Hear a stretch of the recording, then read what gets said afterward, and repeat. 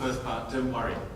I'm not going to say you didn't miss anything, because obviously it was utterly brilliant, obviously, but nonetheless it won't matter that you weren't at it, because I can assure you this one will be just as brilliant.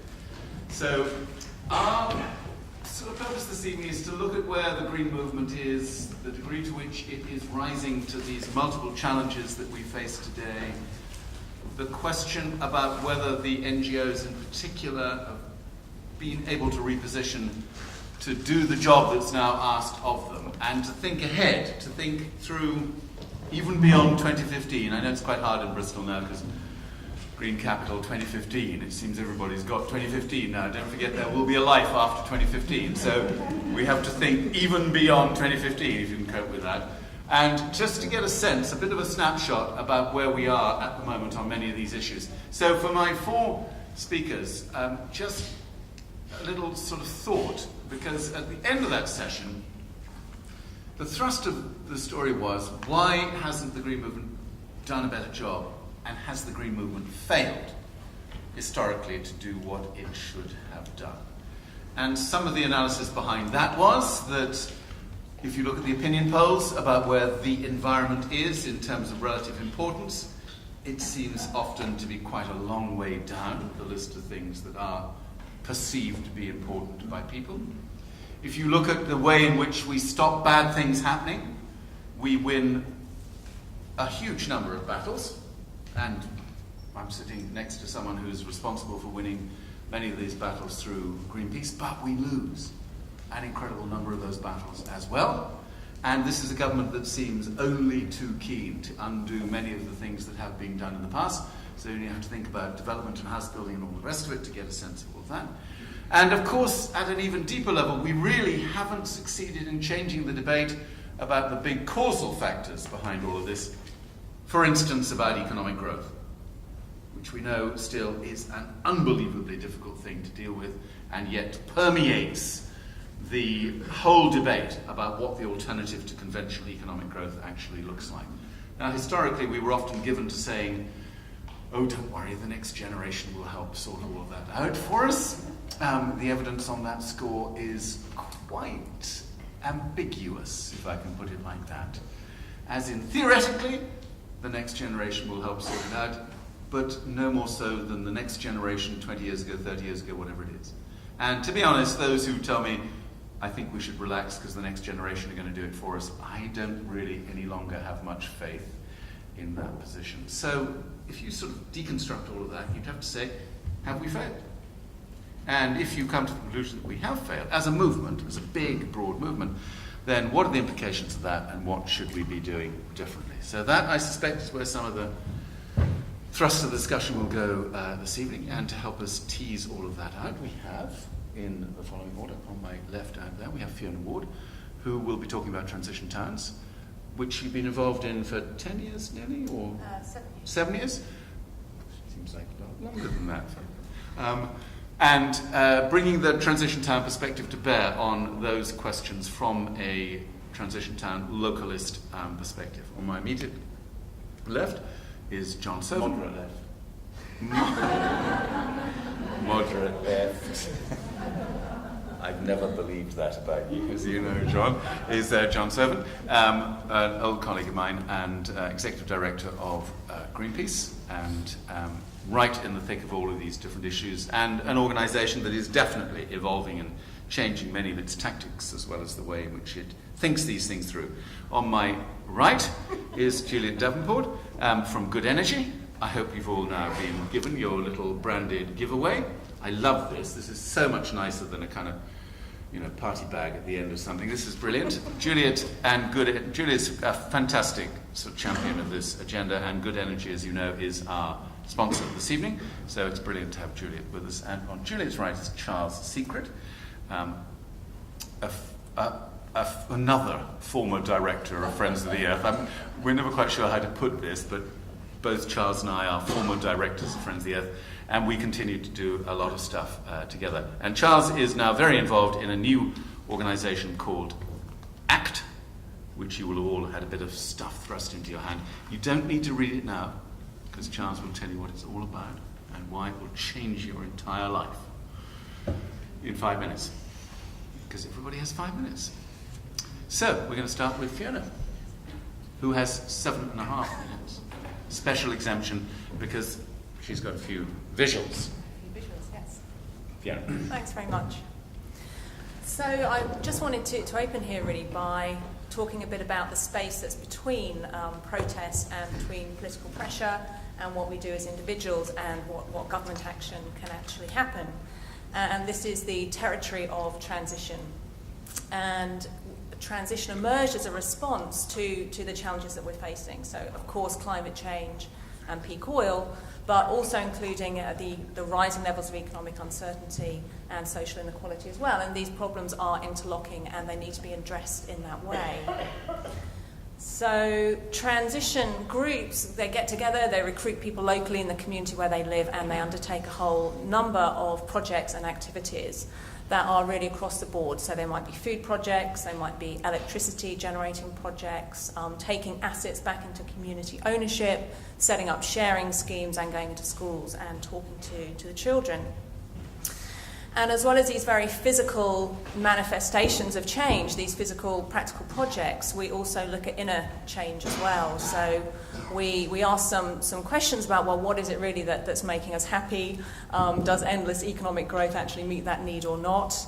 And how are we going to deal with these feelings of despair and frustration and hopelessness that come up when we really look at these challenges?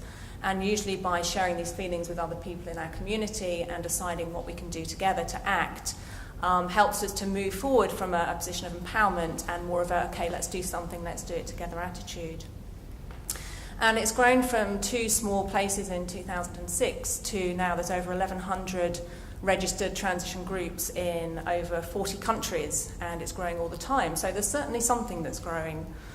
And what we do as Transition Network, as this really small organisation, there's just 10 of us, most of us are part-time, in a scruffy office down in Totnes in Devon that's supporting this movement, and we're able to do that because these groups are set up to be self-supporting, self-organising and self-resourcing. And our role is really to share the stories and to share the tools and to provide some training to allow them to do that and then step back and get out of the way. And one of the projects in particular that we're working on now is this REconomy project. So it's looking at this question of economics and what we can do to really shift the system and how we can provide livelihoods for all of these transition activists and allow them to keep doing this kind of work while they're earning a living. So the first question we asked is what kinds of livelihoods and businesses are needed in this type of world that we're living in and moving into. And we've just done a really nice little piece of work that pulls together 20 examples of enterprises that have emerged mostly from transition groups, not all of them have, but most of them have, which are different ways of doing business. And it's across all the core sectors, so food, transport, energy, waste, recycling, all the things that you'd expect that we're looking at.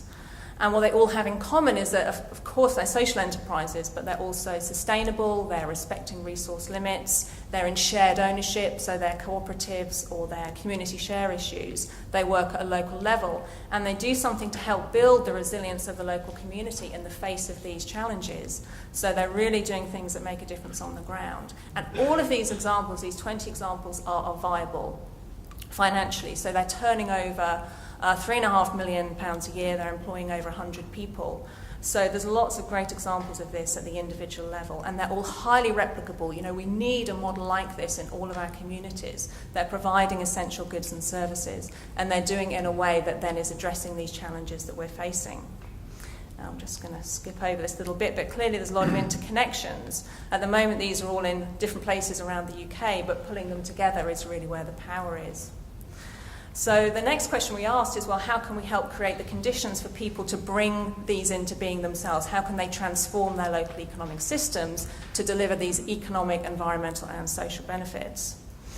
And one of the things we think you need to do, or that we need to do, and we've been doing in some of these towns that we've been working in, is connecting with the local organisations, so working with the councils, with the Chamber of Commerce, with small business groups, with schools and colleges around reskilling, and getting them together and saying, well, what kind of new economy do we want at this local level? What purpose do we want it to serve? And usually that's going to be around well-being and not endless economic growth. And the way that we can get these people to the table is showing them the economic potential, the size of the prize of this community-level economic development. And so we've put some numbers on it in 3 different places. In the market town where I live, we know that £30 million a year, for example, is spent on our weekly shop. 22 million of that leaves our area straight away, and most of that goes through our single Morrison's supermarket. So, and this is in a really rural area. We're great at growing food, so why this enormous disconnect? And that's the market opportunity for these model food enterprises that I was just mentioning very briefly. And it's the same in retrofitting. There's enormous opportunity there for our 10,000 households. And developing renewables is worth £6 million a year. That's the value of the energy that we could generate just from our local wind and waste solar assets. So the potential's enormous, and this is what's getting the attention of these partners that we're trying to get together to say, well, look, here's the opportunity. This is where these new livelihoods and jobs can come from. And it's not just about those jobs, it is the additional benefits as well, the social and the environmental. And what we're doing in Totnes anyway is we're looking to develop just 10% of this potential with this stakeholder group over the next 3 years. So we've got a plan in place. We're also piloting this work in Brixton and in Herefordshire to look at an inner city area in a rural county. And these are processes and reports that are available. We're sharing these freely. So if you're interested, you can just get them off the website.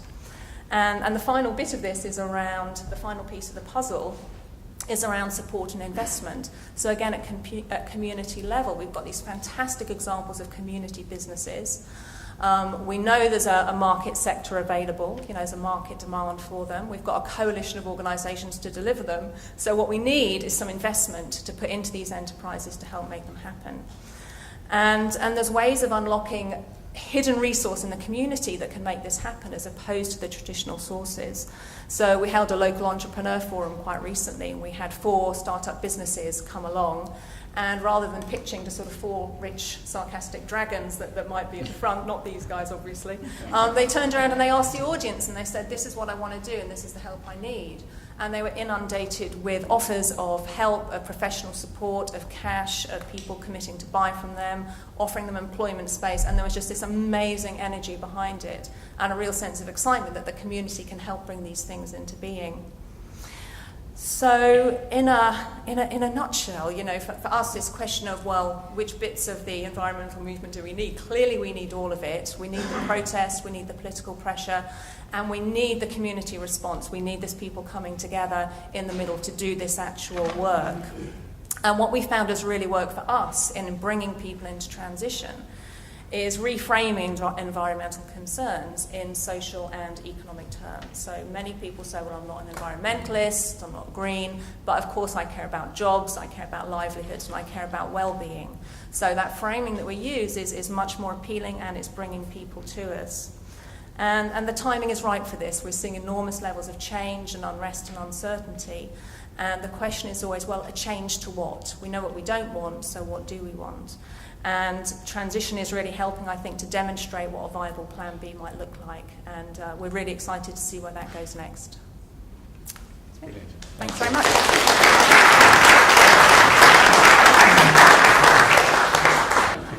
Yeah, here I am speaking to 59 years old, and I've spent most of my working life in campaigning NGOs.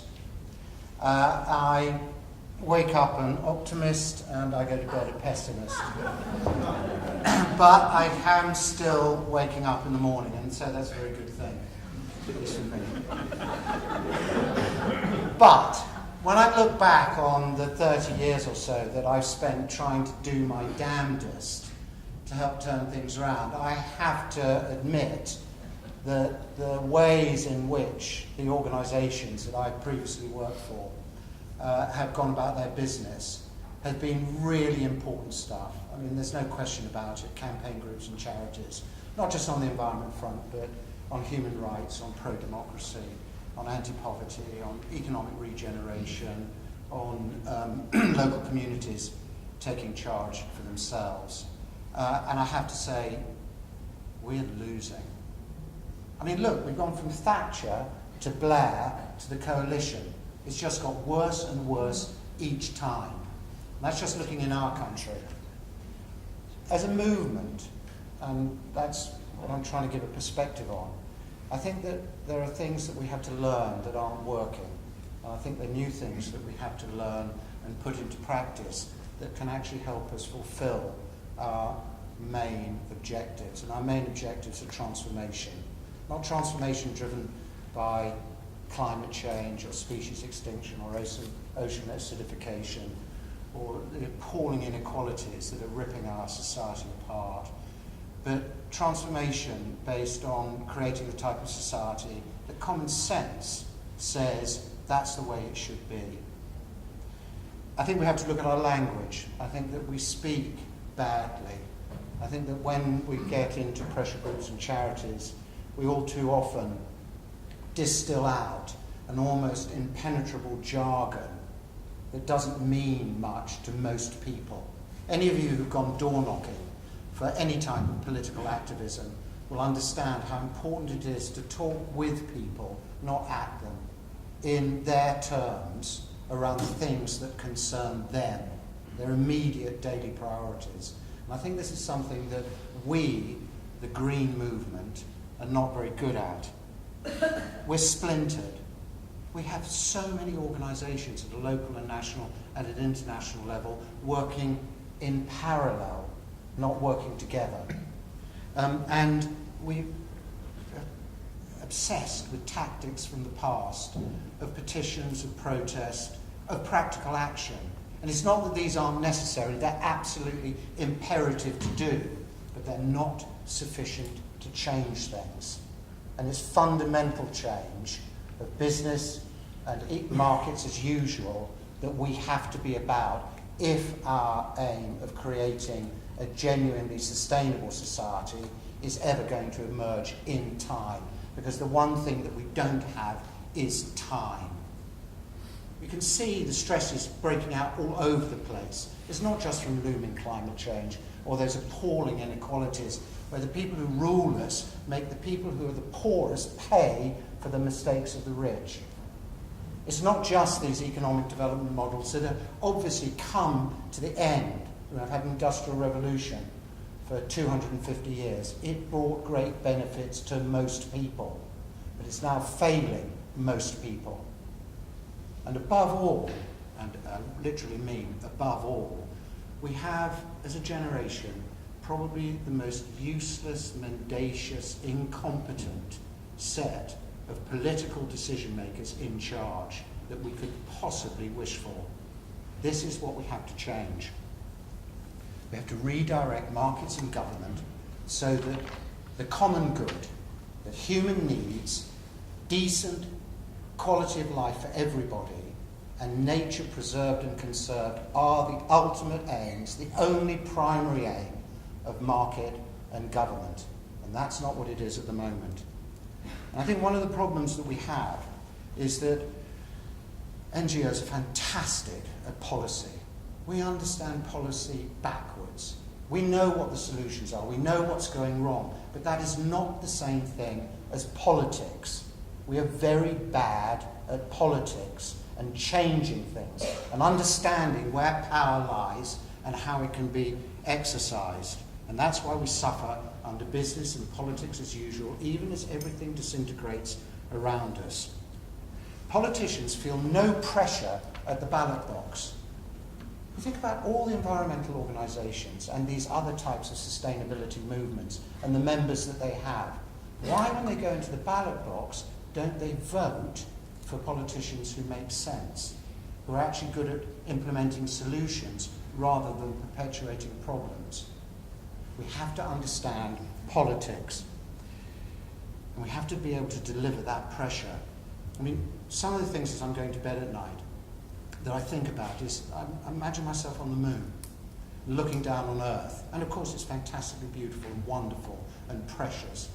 And then you look at all the people on it, and you think, for God's sake, we've got 80 years, give or take, in this life. And look what they do. They make things worse for themselves, not better. But that's the point.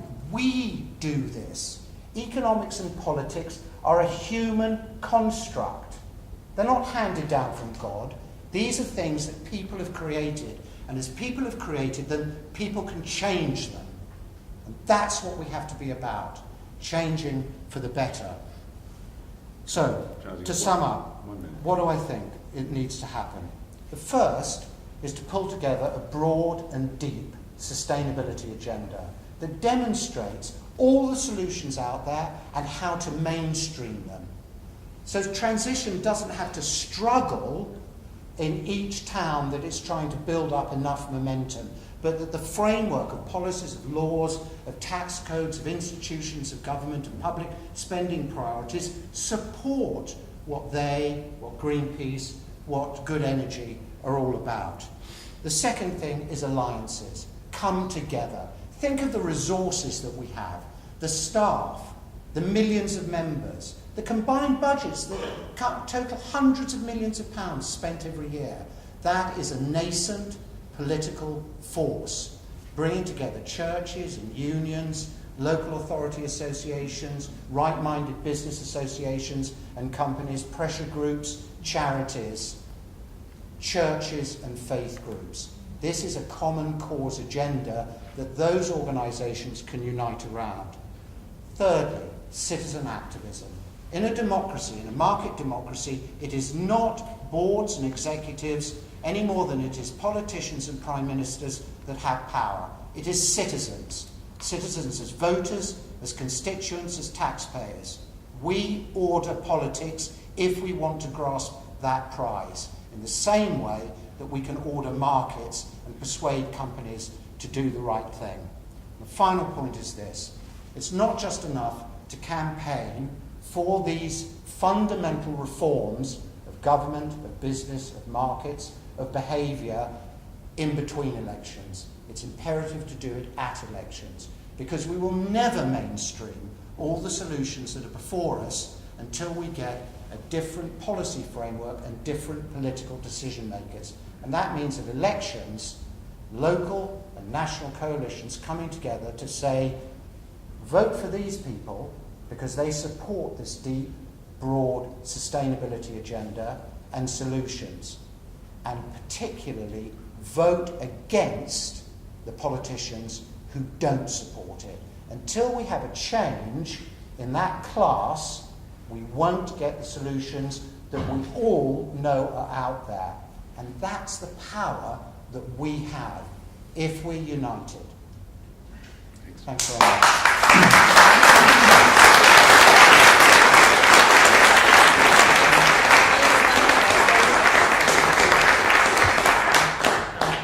Now I'll sit down, if that's okay. Yeah, no, whichever you like. I'm not going to stand up, so I'm probably going to tell a story, actually, more than anything else. And really tell a story about good energy. So my name's Juliet Davenport. I helped set good energy up a very long time ago, it now feels. I think we started working on it in 1996, so it ages me and the company, unfortunately. But I started it really because I started life as a physicist, and I got interested in atmospheric physics, and I studied climate change. When you look at climate change, and you look at the science of climate change, you realise how fragile our system is, and that playing around with it, we actually play around with everything. We play around with our food, we play around with our travel, actually we play around with our livelihoods. And we kind of don't know what experiment we're running. So I kind of then went into the energy industry to try and figure out kind of how does this industry work, what's going on there. And I worked in policy making in Brussels, which was an interesting place to work. You met a lot of very bright people who came up with lots of very bright policies, which never got implemented. And I came away from there, having worked in the European Parliament and the European Commission, thinking, okay, let's go back to the UK and see what's happening there. And I went to a debate in the House of Commons, and I think probably I went to bed even more depressed than Charles here that night. As I came out, and they were meant to be discussing new energy technologies, the technology of the future, which actually not only the next generation is going to solve everything, but apparently all technology is going to solve everything as well. That's what we hope for, and that's what's going to solve economic growth and everything. So new technologies there, so potentially the solution to everything. And actually there was no debate. The debate got into nuclear versus coal miners, and it just disintegrated into what I have to say was pathetic. And we think the guys are pathetic today. They were pretty bad back then as well. I mean, they didn't debate anything. They knew nothing about energy. They knew nothing about the environment. And it was just, I kind of went, oh God. So that's where good energy came from, because I walked out of there and go, right, let's bypass these guys and go and set up a company that can do this direct, that can provide solutions to individuals and actually take them a product where they can start to make a difference about climate change. So we did that, and it was great, and it was very exciting, and we set it up, and it's like, right, we're going to take on the energy market, because that's easy, obviously. And there's all these guys out there, who, they don't know what they're doing, so we're going to take over all their customers, and we'll get 1 million customers in 2 years. That was the plan. And I have to say, if you look at us today, I think we have 3% of that target today in terms of our supply customers. And I have to ask my question to myself, is that, what have I done? Have we succeeded? Have we failed? Have we created... I mean, the company, I believe, does a lot of good. We do a lot of changes in terms of government. We try and influence policy. We look at it from a practical point of view. But we only have 3% of our original target that we hoped to get to in 2001. And that target was based on the fact that when we looked at the survey, 70% of the UK say they wanted to go greener. They wanted to change. They wanted to do something. And this was really a response to that, actually. We're going to provide you something that's to do with that. And when we originally formed, we were more expensive. So I can give them that excuse. We were more expensive, so maybe that's it. Today, we're not. Today, our product is pretty much the same as a standard Big Six product. We've come top of which customer survey, so our service is pretty good too. Bravo. And we have one of the, well, I'm going to have to say one of the, I believe it is the greenest, but I'm probably not allowed to say that. So one of the greenest products in the UK. So why won't people buy this? And it's a conundrum that we sit at and we look at and we try and figure out. Why would you not? It's such an easy thing to do to switch your supplier.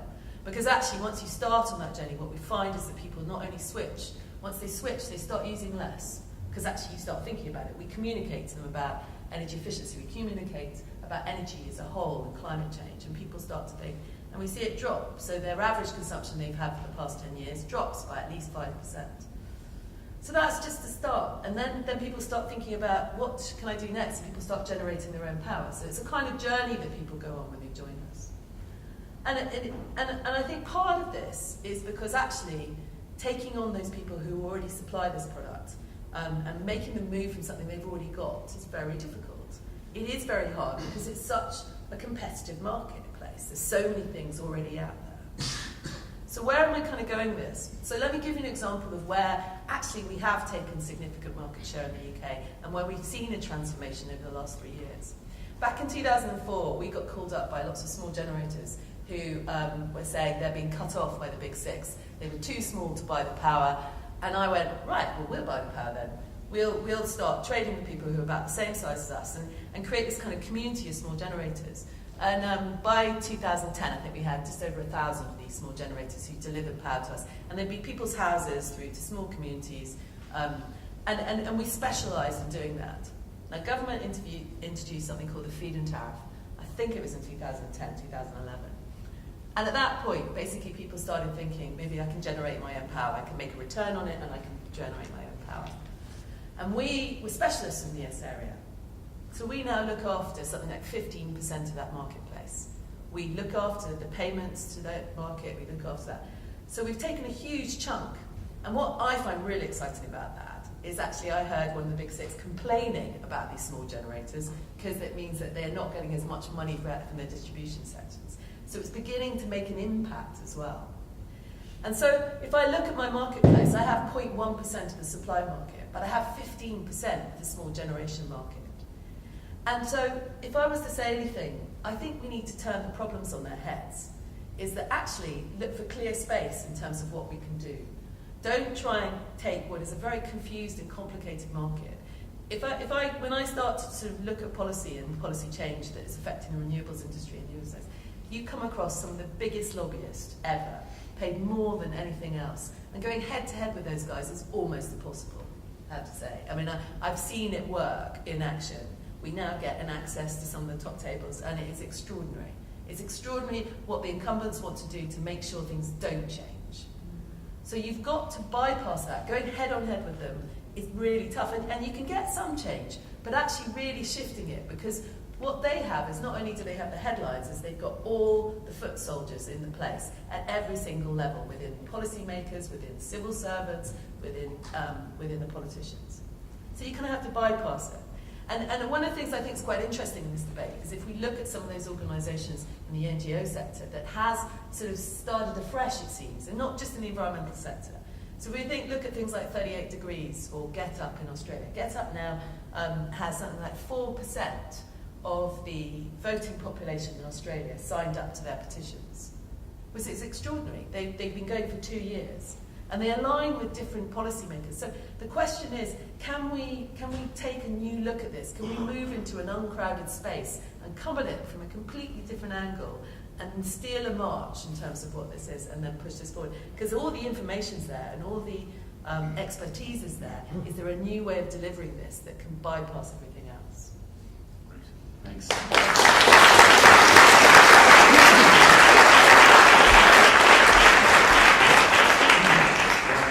Okay, I'll stand up because I'm younger than Charles. So. Can you speak loudly enough? Yeah, I can speak louder.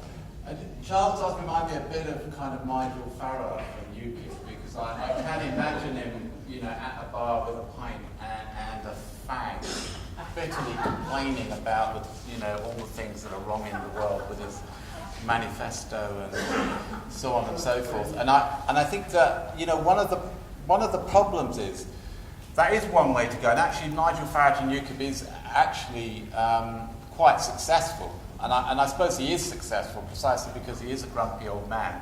He does have a pint and a fag, which people, of a certain generation, that appeals to them. And he has a lot of quite reactionary policies, which, of course, if you ever went into them, don't actually add up, and some of them are contradictory. But he plays to a populist agenda. And actually, he was followed today by 40 Tory MPs. I don't know if you saw the manifesto that they launched today. But it included abolishing the Department of Energy and Climate Change and making groping women in the workplace legal. They wanted to make sure the law that made it illegal was got rid of. And quite a long raft of things in between, including bringing back the death penalty and stuff like that. And that's quite a big rump of the Tory party. But they would all be, in a way, grumpy old men. And unfortunately, one of the problems is, which is coming back to one of Charles' points, these grumpy old men are the people who go to vote. And certainly when the elections recently happened, the local elections in the Shires, where the UKIP got such a huge majority, it was mainly grumpy old men that actually went and voted for them. So there is certainly a problem. But I think also, there are a couple of other things that maybe we should discuss. Certainly I agree with Juliet. In a way, metaphorically speaking, we need to take all of our clothes off and start again, because we have built up a lot of baggage along the way that we need to get rid of. And that, Charles, is one of the things that worries me about some of the things that you have been saying about needing a manifesto. That's very 20th century. Or even having a common identity, that's also very 20th century. Or even getting together with a lot of old institutions. They're also probably, dying and past their sell-by date. And if you actually look at what is going on in the world today, I think that there's a huge amount up for grabs. The world is changing dramatically. There's a huge crisis of capitalism, as we know. There's a crisis in the political classes. This is not just in this country, this is globally. I mean, who would have believed, at the beginning of this week, that there'd be millions of Brazilians on the street? I had no idea this was going to happen. And before then, in Turkey and Istanbul, and our office actually happens to be in the square in the centre of Istanbul, was very involved in what went on there.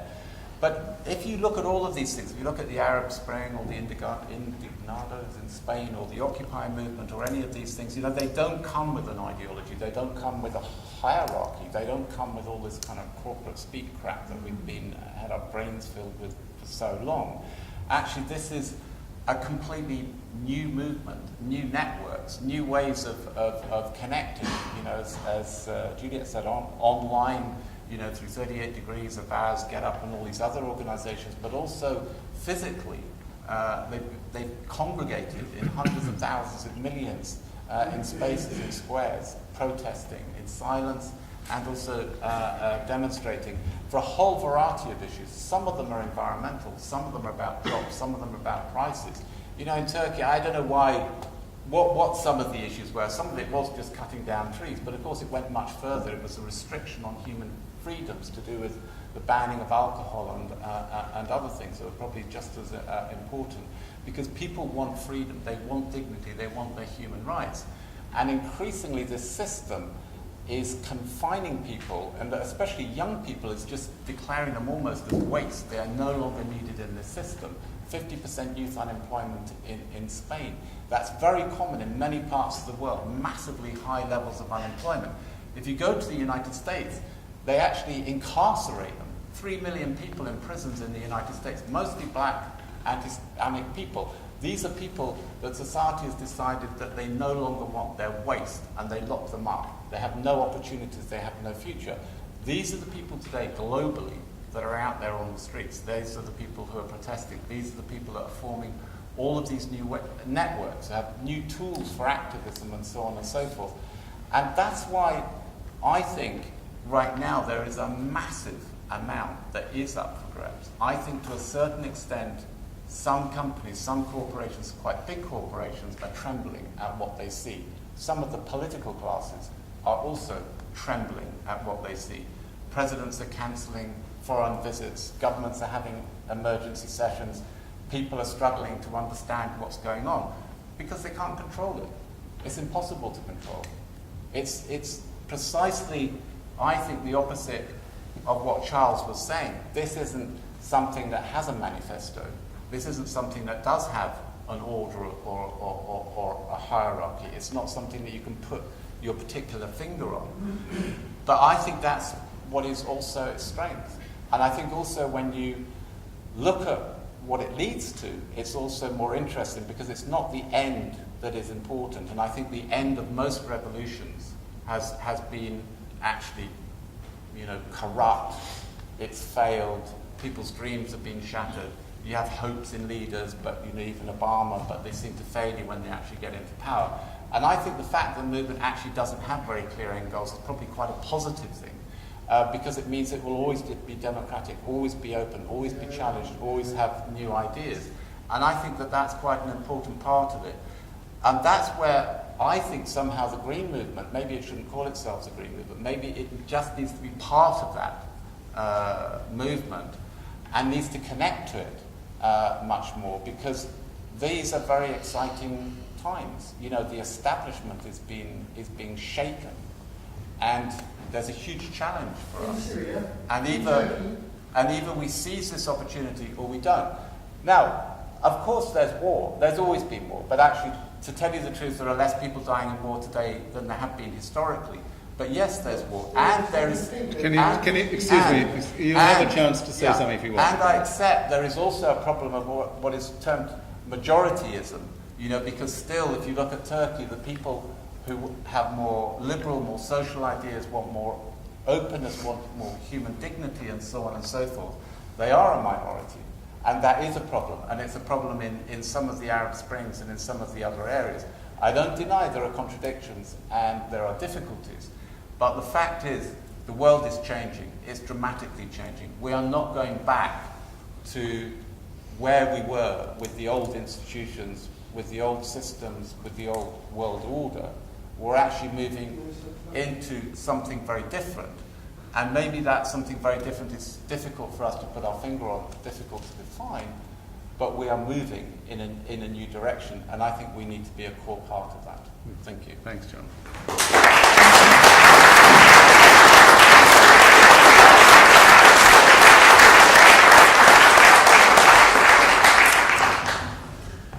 So, I'm going to put Fiona and Juliet on the spot immediately because I feel that this is appropriate. So you had two very contrasting views there, both of which, if you like, speak to what we need to do now and how to do it very differently. So on the one hand, John saying that there is much of the old system we just do need to get rid of completely and be part of this broader, often web-based, internet-based movement that is not defined by green. And Charles saying what we need to do is to capture a lot of the energy through ideas, through policy, through local activism, to vote for the kind of politicians who will deliver that and vote against the kind of politicians who won't. So transition time doesn't do politics in that respect, does it? So, Fiona, this is a mean question. That's all right. But if you had to go with one of these two models of where the green movement ought to go, where is your instinct taking you? Well, I mean, first of all, I say the thing about transition doesn't do politics. Sorry, can't hear. Do I need to speak? Is that better? Yeah. We do increasingly have some interaction at central government level. So we've been meeting with the Treasury recently as part of a coalition with the New Economics Foundation and Cooperatives UK and so on, looking at the community economic development sector and what needs to be changed in terms of policies to help bring that in. So there is some activity around that as well. And it's difficult to pick one, isn't it? Because I think, we do need a mixture of both of those things. It's not one or the other. And what we see arising in transition is this movement, this loosely networked, self-organising, inspired by stuff they see on the internet that's shared around that place. And we see that's where that response is happening. And at the same time, what these transition groups are asking us is that they want us to have more of a public voice in order that they get more traction locally, that people have heard more about them. So we are building some coalitions with people, and that includes some people from Friends of the Earth, from the economic team, with the New Economics Foundation, with the Equality Trust and so on, where we're collectively saying, what is our message? What is that we can just consistently then put out there in simple terms? What is this about the economy that we want to see doing differently? How are we contributing to that, and how can people get involved? So it's a balance of both of those things. I know that's a bit of a cop-out, but that feels true. Okay. So I kind of like, there's a bit of both of them I like, so I'm going to create something slightly separate, which is so in terms of what John's talking about, I completely agree. I think the agenda has moved on from just purely green. I don't think you can put it in a box anymore. And actually I heard Mid-Year on the radio recently talking about Do They Know It's Christmas, and the song and all that times, and looking back over that, saying, was actually this the early stages of climate change that they were dealing with in terms of African drought and African hunger. And it was really interesting because actually what we're trying to do is looking at the planet from the moon. The planet will survive climate change. The planet will survive a lot of the environmental things that we're doing to it. It's whether we will. And that's really the fundamental, is that kind of coming back to the transition town piece, what is life? What is important to us? And therefore, how does the green movement fit with that? Because if we want to take it much wider and make it much bigger, it can't just be a thing by itself. It has to be integrated in a wider sense, with a wider sense of humanity. But I think in terms of what Charles is saying, I think making sure that politicians, we act in terms of what politicians should be doing, and then the ballot box, because that is their job. I think democracy is in a state of flux, that people don't actually go and vote for what they believe in anymore because they don't think it makes any difference. And I think we are seeing some methods, and I come back to 38 Degrees only because I've been involved with them recently, seeing their methods and their ways of actually, they're targeting all the areas where they think they can make a difference, and they're going to target them on particular parts. And I think that is really important, because you can get at politicians, and it is about votes. So I think there was a combination of two. I don't think you can put the green movement by itself anymore, and I think if you do, you marginalise it. It's quite a strong statement. The green movement will only thrive by not calling itself the green movement. There's your start of a 10. So I'm going to take a few voices first without just doing a straight Q&A. Just some contributions to the... Got a hand at the back there. We've got the two mics there. There's one back there. No, back there, sorry.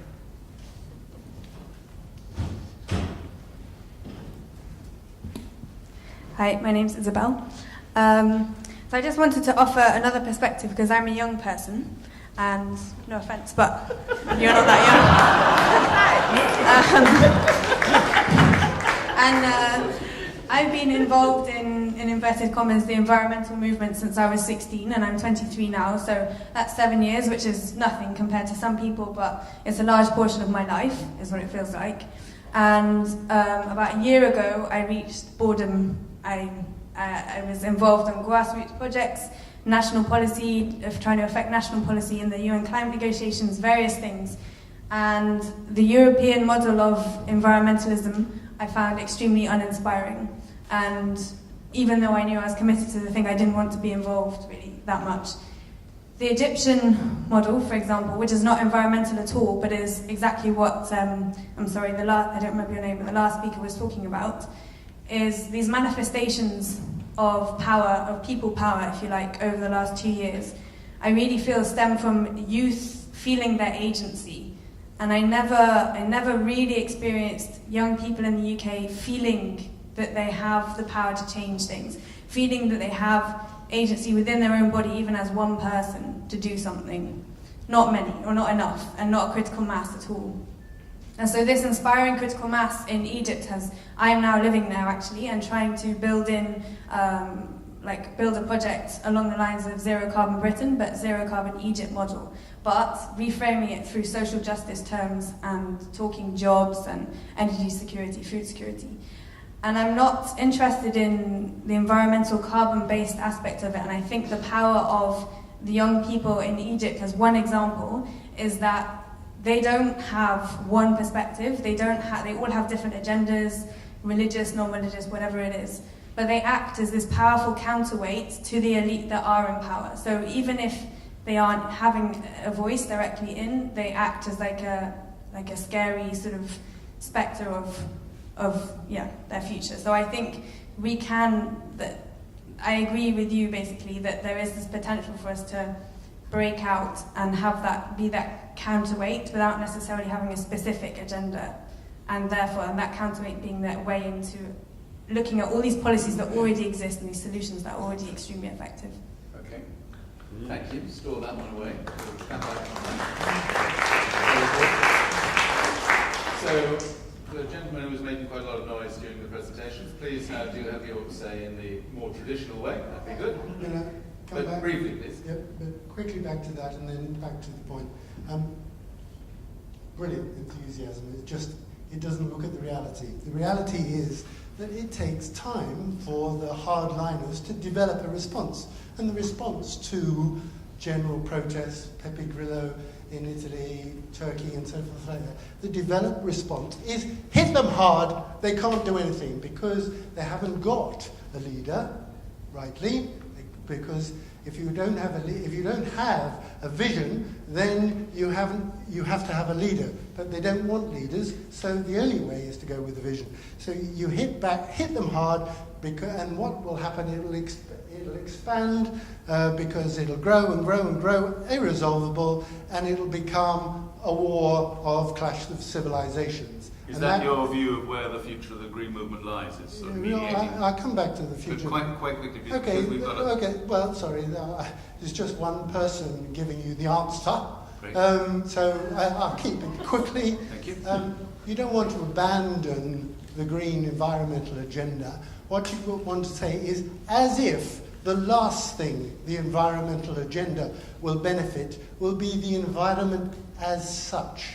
But the agenda you have to keep. You have to keep the arguments. You import those arguments into the other things. Otherwise, you're just tinkering with the system, and in fact, you're consolidating the system that you need to change. Unless you've got an argument, and the environmental argument is worth keeping. Don't just abandon it, but that's what you're doing. If you just pick and mix, we'll try a little bit there, we'll try a little bit there. And finally, on the transition thing, brilliant, except in today, if you look at the RSA website, you find Matthew Taylor chaired last night a transition movement. What was it? Well, it was the transition movement moving stuff from the public realm into the private realm, and we'll call it the transition movement. And what do they mean? They mean the market. And the market is the definition of sustainable development, because if it's the market, it's sustainable by definition because they'll make it so. Okay, I don't think you can really pin what David Taylor does. You mean, no, Matthew Taylor, I beg your pardon. Matthew Taylor does just by calling it transition. I don't think Fiona's going to take responsibility for that. Talking of tailors, so there's a tailor over here, David. Can we have the microphone down here, please? And then I'm going to get you to kind of reflect on where we are. So I'm afraid I'm not going to be very nice to John Sauven, because I'm afraid, quite disappointed in what I heard. Speak up, David.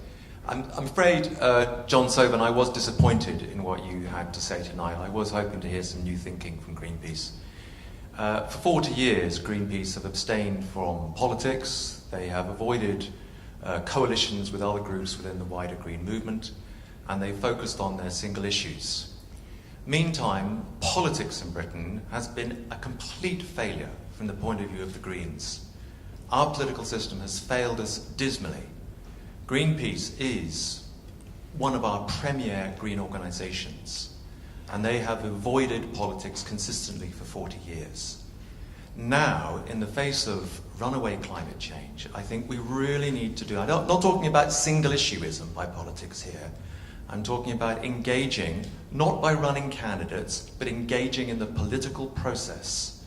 We need Greenpeace to work with other green organisations to put sustained, real political pressure on the mainstream parties and ensure that people who represent the way that we think are elected.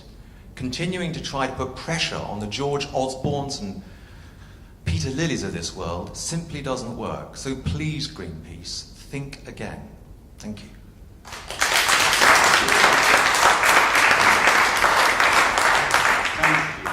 So, Charles, you didn't put it quite so trenchantly. I'll take it through. I'll take some more later. Don't worry. I'll see the hand. It's okay. Just give this bit to me. It's fine. So, Charles, you didn't put it quite as bluntly as David Taylor has just put it, but in various other things that you've written, you put it even more bluntly than that. So, were you just on your best behaviour this evening, or were you waiting to say what you really want to say as a second salvo? Just getting tapped up. Yeah, I always appear moderate at the beginning. It's really hard actually, because I don't actually see what John said and what I said as being opposites. It was almost like we're talking about different things, and I didn't see a choice between what we were saying. I think John was describing part of the way that the world's going that we can all recognise.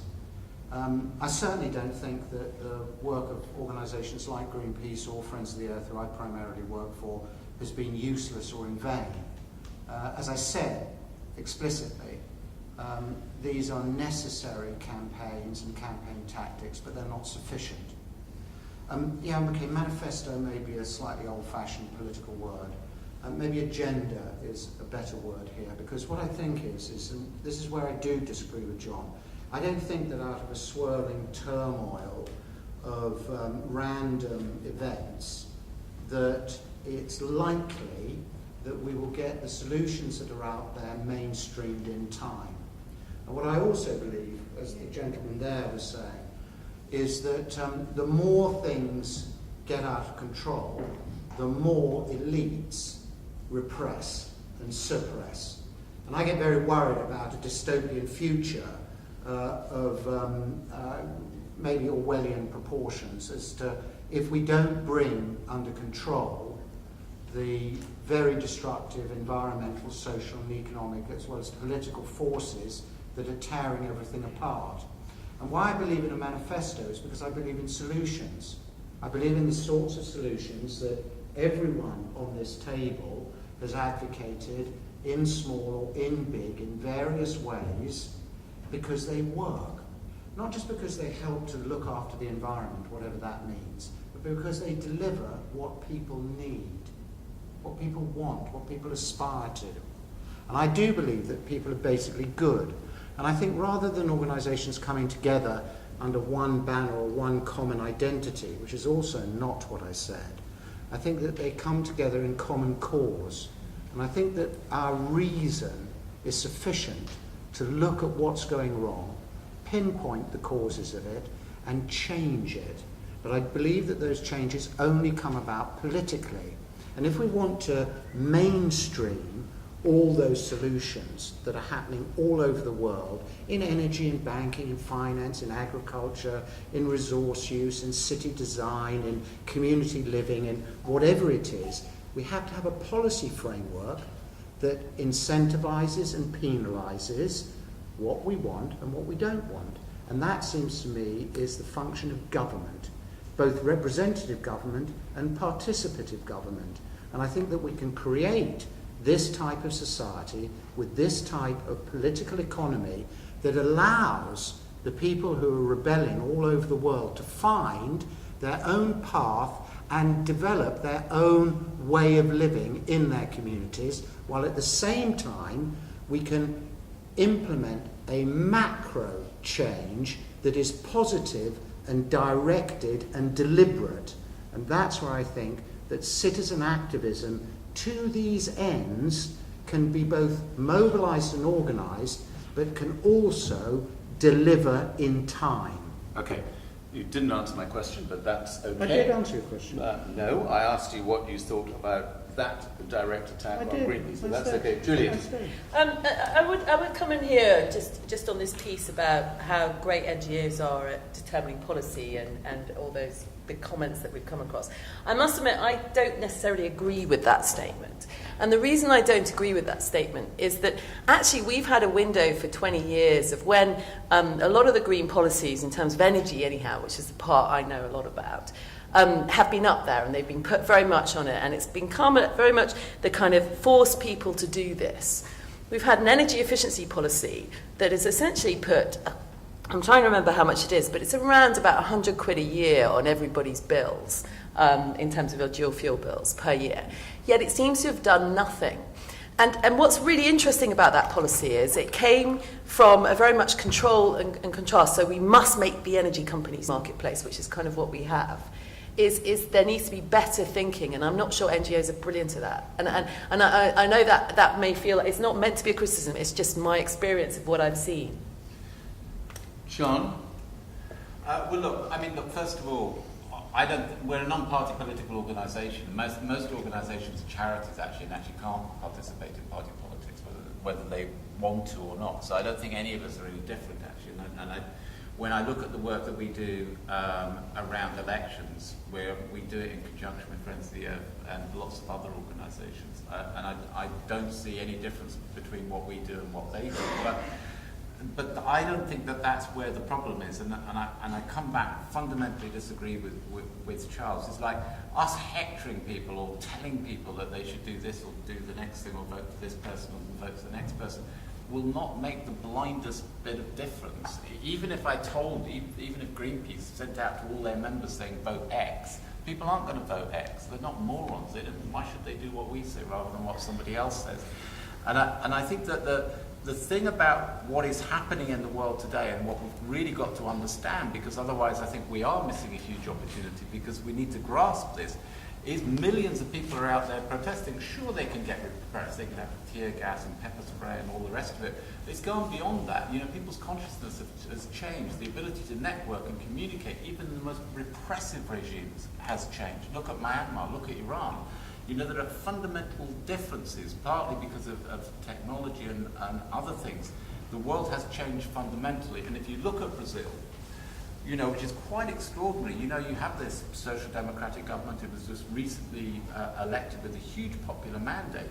People are pissed off with that government because of the corruption, because of what's been going on with FIFA and all the corruption around the World Cup and with the Olympics and all the backhanders and the billions that are being spent while people are living in poverty, struggling to live and so on and so forth. And every major city in Brazil is now in an insurrection. Now that is what will change the politics, because one, they have to react to that, and two, you've now mobilized people in their millions and you will not put them back in the box. Now, okay, here we had some riots in the streets and we had an Occupy movement. I think actually maybe the next time that happens actually will be very different, because you've now got a hell of a lot of actually even, because of our education system, because now half the population has further education. When I went to university, it was about 3%. You have a very highly educated youth movement in this country that I don't think is going to stand for the sort of inequity that is now happening and is being forced on them in terms of their futures being stolen from them. I don't think it's going to continue for much longer. And I think it's that change that will change the politics. not because Greenpeace tells somebody to vote one way or another, which frankly they will not take any notice of. Okay, so you brought us back to the first contribution, which sort of sent a chill through the discussion, really, that young people not feeling their agency was what I think you said to begin with, here in the UK, which is one of the reasons why you've chosen not to, to continue to do what you were doing here in the UK. Fiona, that's quite worrying. Transition Towns was flagged as the most innovative, dynamic new social movement, not just in the UK, but increasingly in other countries. What's your perspective on that sense that a lot of young people today aren't feeling the kind of agency that Transition Towns would want to be enabling them to feel, to get involved in? Is that your experience? There's certainly fewer young people involved than we'd like to see involved, but it does vary from place to place. And it's still a very young movement. And 2 years ago at the last conference, there was a youth in transition group that came together and decided that they were going to look at this very issue, because clearly it's not for us to say, oh, how do we get youth involved? It's for the young people to say, is this something that's relevant for us? And so they've been taking that challenge away with them and looking at how they can do that and how they can bring more young people in. And there's certainly one of the things I've been setting up is a Young People in Transition, a 1-year kind of apprenticeship scheme where young people can go around different transition towns and learn skills and try and find a way to make a living through transition. So that's something that's just being piloted off the back of these younger people. So it's interesting to see where they take it, and it's not for us to say where that needs to go. Okay. Right. Let's get some more thoughts. Yes, the cameraman. That's why I couldn't see you. That's a subtle trick. Hi. Then, Chloe, if you could go right to the back. Chloe, the next one, right to the back, please.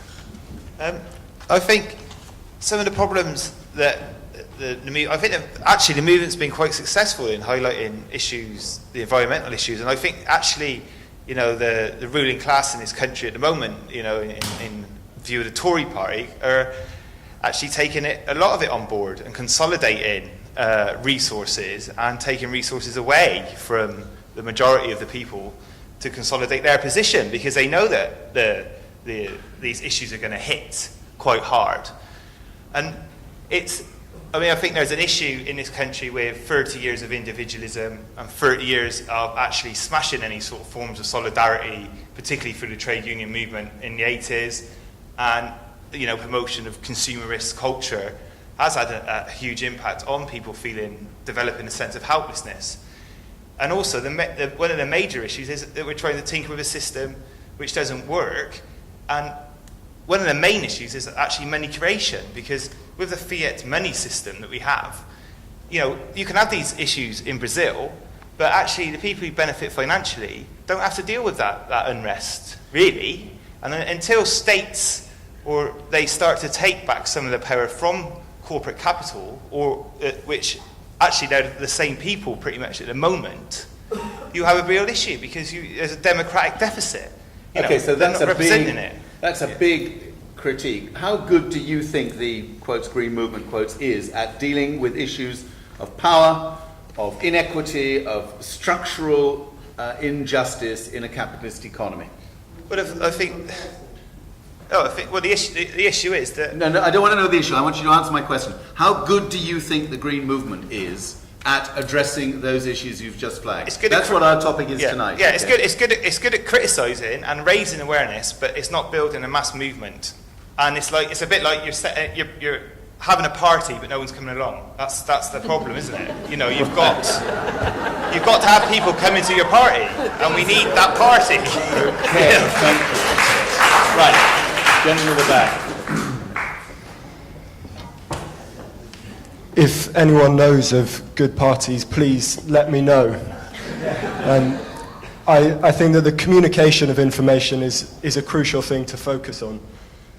I've heard lots of really important points raised and talked about.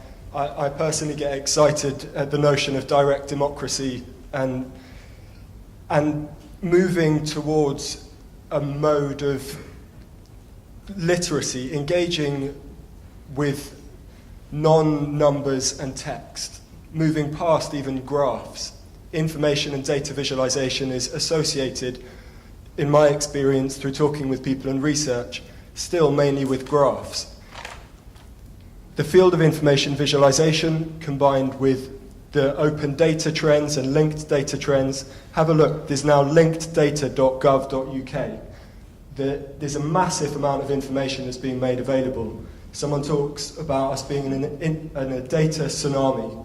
There are corporate interests harnessing the power of that data, and I feel like the environmental movement isn't working as good as it could do. So in answer to your question that you addressed this gentleman with, I would say no, it's not doing that well. Okay, if you had to point to one organisation which is responding to that challenge, could you give us an example of an NGO that's kind of realised the power of information, visualisation, big data, managing all of that to affect behaviour change, to affect policy, whatever it might be? Have you got I think that Friends of the Earth I can't remember the campaign title, but the focus on appliance energy usage in the home is really good, and I've noticed that Friends of the Earth uses lots of good visuals.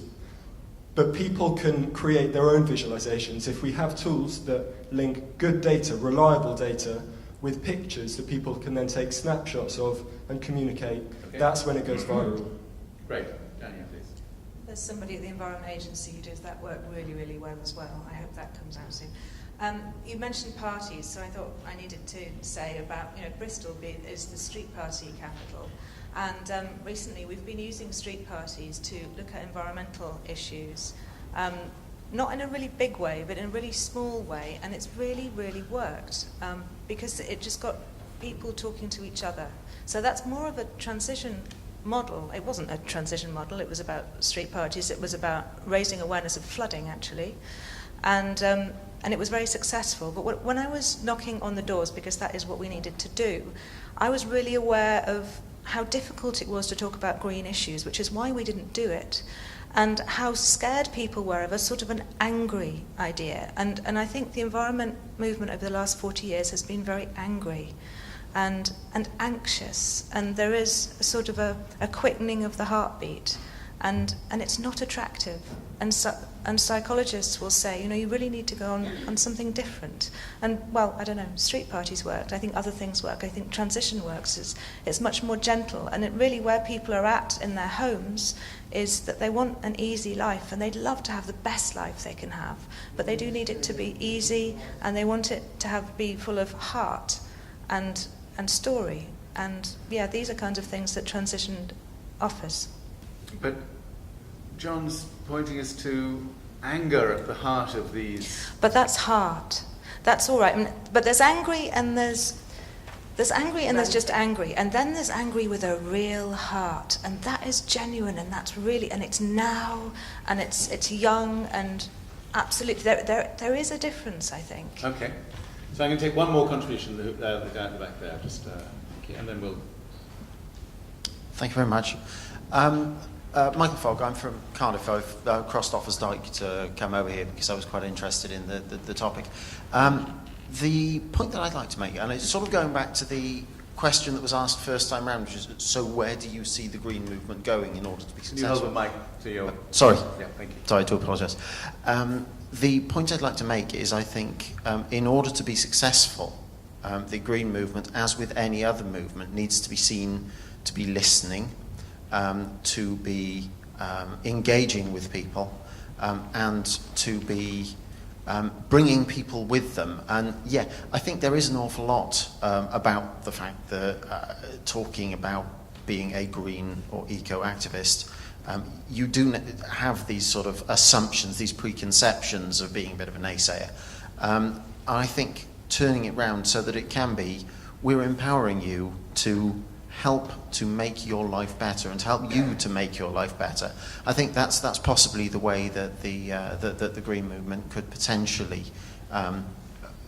secure itself a future throughout the country and throughout the globe. Thank you. Thanks. And that goes to the heart of this kind of, if not the street party, then certainly the very close localism of that kind. Fiona, thoughts on that? Which piece in particular? Well, this notion that we have to be gentler, softer, do it as much through just sitting and working and being alongside people rather than sitting in front of them and telling them they've got it wrong? Yeah, I mean, clearly that's going to be a more attractive option. I mean, we've really found that with a project called Transition Streets, which gets neighbours together and talk about reducing energy use and so on. And it's the neighbours who recruit their own neighbours, and they feel able to go and knock on the door and say, hey, do you want to come round to my house tomorrow night? We're going to talk about how we can reduce energy use. Our houses are all the same. I've just had double glazing fitted. Come and let me tell you about it. And yes, you could say, well, that's very gentle, and is that really enough? But it's a start, and from that comes a social cohesion. And a number of these groups have gone on and done all sorts of extraordinary things together because they feel that they can do that, and they build on that. And the point about sort of anger is that under anger is fear, and if we can address what's really causing that anger and really talk about the fear and understand what those fears are, then out of that can emerge some of the solutions. So, you know, it's not the full solution, but it's a way of going about it, and it's much more appealing to people. Charles, is the act who's going to be lots of angry people? One, anyway. No, I think there's an emotional cascade here that runs through effective campaigning, which goes something like this, that, you know, we've got so much to be frightened of, and fear is good in that it wakes you up to a problem or a situation you're in that you want to get out of. But fear's bad because it paralyzes. But if you look at what's causing that fear, then usually there's something that makes you angry. And you're thinking, that shouldn't be like that, that person shouldn't be doing that, that's wrong. And that type of, maybe this is righteous anger, that type of righteous anger is very empowering because it's full of energy. But we do know, I mean, the energy of anger, even righteous anger, you know, soon leads up a blind alley. And I think you've got to find a way of taking that energy and turning it into something positive. And I think that's what reason does. I think what reason does is it helps you analyse what's going on and how it can be put right.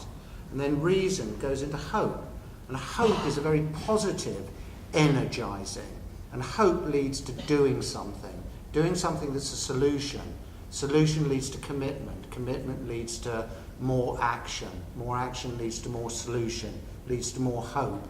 And you create a virtuous circle out of what was petrification. And I think that's what we have to do. And I think it takes the big and the small. It takes the large and the local. But above all, I think what it takes is it building up that face-to-face communication and trust. And I bet you a large part of why the street parties that you were talking about worked, and why transition works, why Greenpeace's social media works, and the campaigns that they run through that, and why Good Energy works, is because you build up a level of trust. And that's really important. Now, this is just one final point. This is not about hectoring anyone or telling them what to do as if they're wrong. Well, apart from the politicians that you want to get rid of. No, this is much more about coming to a set of integrated solutions to deal with integrated problems. We can't deal with the environmental crisis outside of dealing with the inequalities crisis or the economic crisis or the political crisis.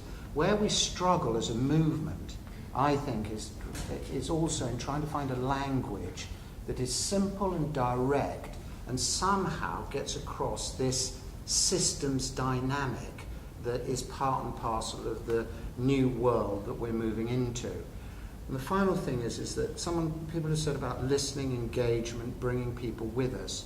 To do that, it's not only face-to-face and trust that you have to build up by listening and responding to what people themselves want, but it's also giving them the opportunities so that they can realise what they want themselves. And to be able to do that, we need something very different from what we've got at the moment.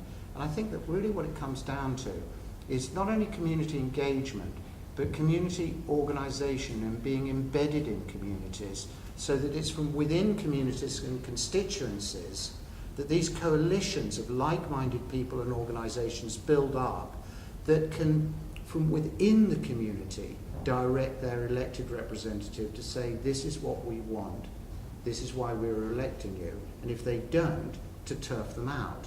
And ultimately, I think that the only way through all this mess that we have is to find some form of democratic, organised, mobilised political action to put the solutions in place, because we know what the solutions are. They're just not mainstream yet. John? Well, look, I generally speaking, people do act because they're angry or pissed off, but it also comes from the heart. And I think that, you know, one of the things that actually, one of the most amazing statements I think that King made as governor of the Bank of England, he said, "I can't understand why there aren't more riots on the streets." And it was quite an amazing statement when you think about it, because it was the man responsible for the crisis. It just blown tens of billions or hundreds of billions of taxpayers' money, completely screwed the economy and everything else. He said, "Why aren't people angry or pissed off with me?" And you know, to a certain extent, that is something maybe we need to kind of think about a bit more. Is like, why weren't people a bit more pissed off and angry about what had happened? You know, their communities have been devastated, their jobs have been taken away, the youth had no hope about their future, and so on and so forth. People's pensions have been destroyed. You know, it was a massive blow. People's standards of living falling, public services being cut, and so on and so forth. Yet people are passive. And I think that one of the things is that I think some of these things aren't predictable, actually, in terms of when and how some of these things actually happen. There is a spark that takes off. And I think that was the thing that took me by surprise about Brazil. You know, I mean, I've worked a lot in Brazil, in the Amazon and places like that. I know a lot of Brazilians. And nobody, you know, there was, okay, they put up the bus fares in Sao Paulo, and there was tens of thousands of people protested about that. I can understand that's a fairly direct cause and effect kind of thing. But then Brazilians stopping people going to football matches. You know, I've been in Manaus in the Amazon, and if there's a football match, the entire city comes to a standstill. You know, people watch it and they don't work, schools empty and so on, but they're football crazy. And here they were stopping football matches taking place. They were that angry. And so it was just a spark that happened and led to, you know, millions of people getting engaged. And I think that's what the governor of the Bank of England was saying, like, you know, well, I let off a pretty big bomb here. Why didn't you do something? And maybe the time hasn't yet come here, but maybe it will. And I think that's where I think the potential is. And I think that, you know, as part of, you know, as an environmentalist, I think that we have a really important part to play in this. And I suppose the thing about what I was saying, you know, about maybe we should get out of the green movement box is not because I'm not green or I'm not an environmentalist, but I think that somehow other people, it is convenient to put us into that box. And I remember, I think it was Rowan Atkinson or somebody said, somebody asked me, are you an environmentalist or something? He said, I breathe, so I must be. And it was, you know, it was a joke, but actually it stuck with me, because actually it's true. To say that the environment isn't important is basically to say, well, I'm going to die then, because we are absolutely part of the natural world, dependent on the natural world, and you couldn't remove it from our everyday existence. And yet somehow we've managed to put it into a sort of luxury box or something that we can take when we need it. Yes. And I relate to the woman on the street because she had a dog, and now she gets environmentalism because she knew that somebody had to save that dog if they got flooded. Now that was the way in. Yeah. Doing it in that kind of way, that's massively important. Okay. It hasn't been done. Last round of quick fire points, if you wouldn't mind, and then I'm going to ask each of our panellists to kind of sum up. So I've got two hands in the middle there. I'm going to the ones who I saw first. I've got the gentleman not quite as far back as you, sir, I'm sorry, but the one on the back there, and then if you could come over here. So can we start with these? No, start with these two here, please. Thank you. Thank you. Can we remember that very few people in Bristol vote, that very few people in Bristol will know who any of the big pressure groups are, campaigning groups or the Green Party, and that an awful lot of the people in Bristol simply struggle with their lives every day. We are a hugely privileged group, and I don't think I think street parties nearly gets near to what it is, and transition begins to get there. But I think we need to be a lot more realistic. Thank you. Fine. This is more of a question, really. I've been wondering if we went back in history 30 or 40 years and had the same conversation, how similar would it be to the conversation that is happening right now, particularly in terms of the thinking in an integrated way, seeing environment as not separated from other things, and maybe some of you might be able to help with that question. Yeah, please. And then you can take the microphone to the back, please. Hi, I'm just putting a slightly different slant on in terms of I've got a medical perspective, and it's very interesting in recent discussion in sort of the cutting edge side of medicine is that we've been focusing on fight and flight and freeze response as if these are the real powerful drivers of human beings, and actually there's been quite large studies to show actually nurturing is at least as powerful and probably more so as a driving force of human beings. And we've been touching on this a little bit, but just to say, if we use that aspect, that actually deep down, most of us as a human being want to nurture, then we can go somewhere new, maybe. Thank you. Good evening. There is a lot of righteous anger, and it's very justified because there have been an awful lot of social equity and ecocidal atrocities committed in the 20th century. Do you think we need a truth and reconciliation committee between the 20th century models and the 21st century models? And could this serve as an exit route for the vested interests to move on and to not fight the change? And the carbon bubble being the unburnable carbon issue that many of these companies face, the capital tied up in assets that they'll never be able to use. Does that represent us with a route forward? Excellent. So, I would quite like you somewhere between you to answer the direct question. So are we just on a treadmill here, recycling what we were doing 30 years ago? Is nurturing going to change the whole tone and the mood with which we're approaching this? Are we really addressing the needs directly of people in a city like Bristol? And is it all about truth and reconciliation? I don't mind who wants to answer any of those, but you've got about 90 seconds each. You want to start with me? Yeah. Thank you. I think in terms of what a lot of things that have been said this evening come back to this approach of, are we actually linking the environmental movement to a wider movement in terms of life, essentially, on a much wider basis? And I think what we've forgotten to do is that, for me, we can't exist without the environment, as John said.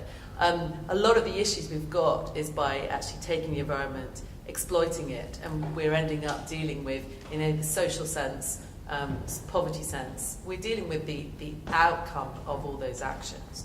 So the environment, to me, is part of the solution. It's not part of the solution. It's part of the indicator that a lot of things are broken, and that is why we're seeing social unrest around the world. That's why we see economic unrest around the world. And actually, I think this time is actually really exciting because I think we've pressed the reset button on the economy right now. And I think there's a lot of things going on that are starting to shift underneath.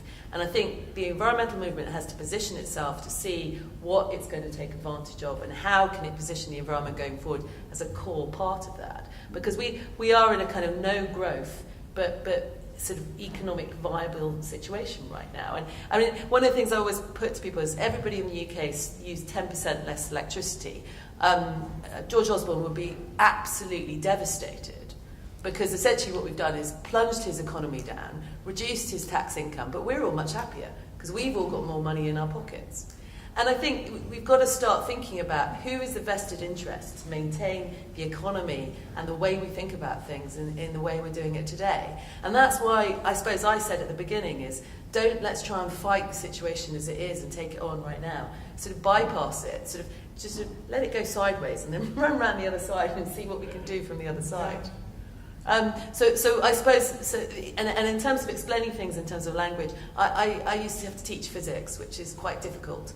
Because everybody says it's too difficult to understand. But what I used to do is explain it about 5 different ways to different people, because different people understood different things. And I think that's exactly the same with the environment movement. You can't talk about it in one language. You have to adapt your language to the people you're talking to.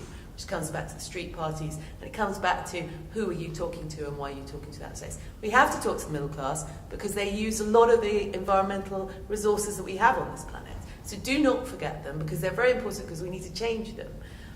But in terms of social poverty on the side, we have to embrace them and see what we can do on that side as well. So it's different voices. Okay. Charles?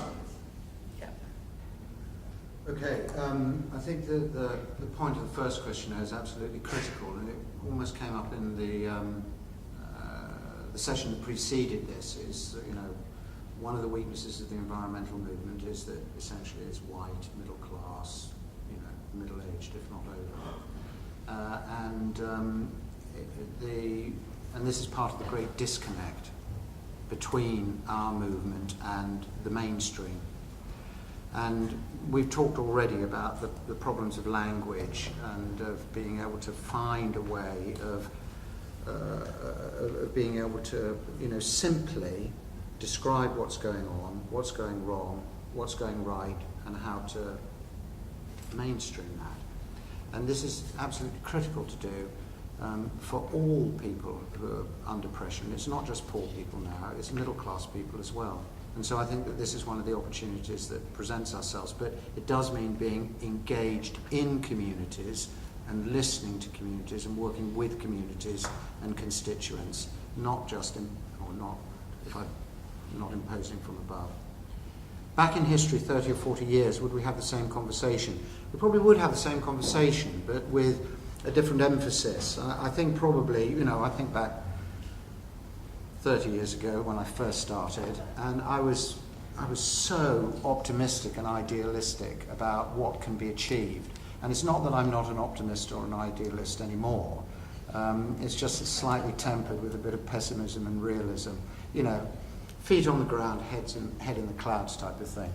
So I think it would be the same conversation, but I think that we would have much more confidence in our ability to change things as a nascent environment, or whatever we call ourselves, green movement.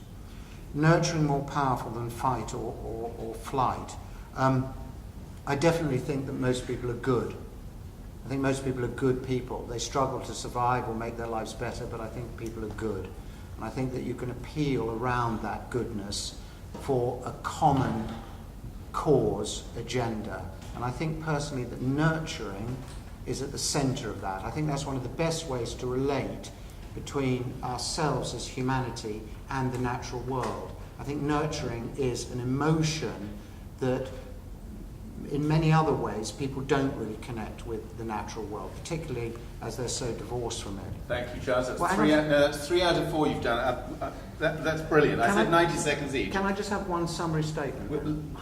Okay. The summary statement is this. I just don't think that there are any environmental solutions to environmental problems.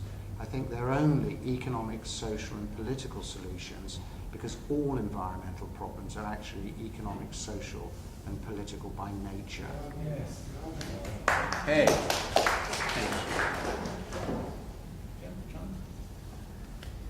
Well, I was going to say a number of points that have just been made, which makes it a bit easier, but it is a set of interlocking problems. We need to address all of them. And I think we can really ask this question about what does healthy human culture look like? What kind of society do we want to live in, and how does that work, and how can we bring that about? And I think it is a passion that we all share. We all want to live in a culture like that, that's different to what we have today. And there's a drive, there's a passion for that, and a love for it in all of us. And I think understanding how change actually works is really key to us being more successful. And that is something we've learned a lot about over the last 30 or 40 years. And we're continuing to learn more about that. But for me, understanding this healthy human culture is really key. And I think that's what's at the heart of transition. Look, all I would say from 30, 40 years ago is communication, is networking, is the transformation is completely revolutionary. I mean, certainly as big as anything that might have happened like 100 years ago, with electricity and changes in transport and so on. And I think that's why everything now is really up for grabs. As I said before, I think people's consciousness has changed. People's understanding of power is now very different. People's ability to communicate is just phenomenal. You know, it's like you just have to look at the billions that are now on the web, on the internet, on Twitter, on Facebook, and so on and so forth. And I think that you could say that a lot of it is just crap, and probably a lot of it is pornography and all the rest of it. But I think that the other thing that you have to look at, though, is like how people are responding and connecting now is just extraordinary. And I work for a global organisation. I see it at first hand in terms of the work that we're doing. But I also see it in terms of, like, you know, in Turkey, okay, you had repression, you had the tear gas and so on and so forth. Then you have one man just stood still in the street for 8 hours. And then that protest took off. It went viral. The entire world now knows that man, and everyone's now copying him in all similar kinds of situations. People find different ways, online and offline, to respond, to be active, to engage, to challenge those people in power, to challenge those people who are repressing them, to fight for their human rights, for their human dignity, and so on and so forth. And I think that that's what makes me today very optimistic. And it's something that I see, you know, in India, which is probably where our largest office now is in India. Our second largest office is now in China. And I see in China millions of people getting actively involved in the environmental movement. And they're doing it literally because they actually can't breathe. And they're doing it because of all the toxic, polluted water. And I think that these societies, even one-party states, are now being massively challenged by their citizens. And that's because they've got the power and the ability to do that. And that I think, potentially is massively transformational, and something that we really need to understand and connect to as a green movement. Sean, thank you very much. I'm really sorry. So your question about truth and reconciliation commissions for 1 century to the next did not get answered, but otherwise I hope you all feel they did a brilliant job. I don't know what you're all going to take away from this, because it's kind of such a crazy pell-mell, hurly-burly of ideas going on at the moment. I hope that at least one conclusion you have is that there is not much complacency amongst those who are thinking these issues through, aware of the degree to which things need to change now. However great the differences of opinion, I honestly don't find anybody just defaulting to ways of thinking as they once were, because that's the comfortable and easy thing to do. And from that perspective, it is a fascinating time for anybody who cares about this whole integrated approach to social, economic, and governance and environmental issues. And that lack of complacency is critical. I really do resonate with what's happened this evening in terms of defining for us what community will mean in the future. John's vision of a globally connected, web-based, social media-driven community, which may not see itself as such, is undoubtedly one of the biggest changes in our movement that you can imagine. It is absolutely revolutionary in that respect. Where it will go, as John says, nobody actually knows, but it is clearly going to be transformative in one way or another. And then a more traditional understanding of community brought out as in what we do with our neighbours, with our streets, with our closest colleagues, spatially, not in terms of that big community in the cloud, as it were. And maybe it's somewhere between these different kinds of community that we'll see this new understanding of what the green movement needs to be. That's certainly what I know keeps a lot of people very focused and very hopeful, and I hope sends all of you off to bed counterintuitively, unlike Charles, going to bed more optimistically. But I hope you don't all get up in the morning feeling more pessimistic. Thank you very much, everybody. That's it. Thanks.